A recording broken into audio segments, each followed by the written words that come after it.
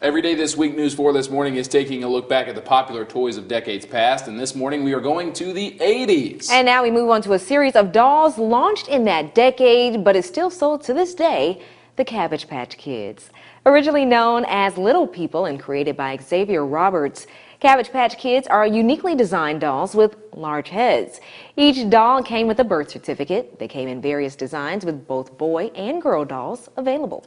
Demand was so high for this popular toy in 1983 that it led to what is called the Cabbage Patch Riots. Many stores only got hundreds of dolls, but demand was in the thousands. There were fights and scuffles in some stores, some even with baseball bats.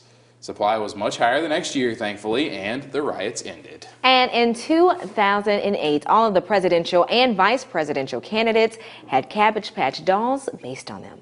Pretty interesting. No baseball bats this time. No okay, bats. Good. And some major brands of miniature toy cars include Hot Wheels and Matchbox, but even some are a little bit smaller, and we're talking about the Micro Machines. The miniature cars were first introduced by Galoob in 1982. Micro Machines included small cars, trucks, vans, and other vehicles, and also had small play sets to go with those vehicles. In later years, there were also branded Micro Machines of franchises like Star Trek and Star Wars.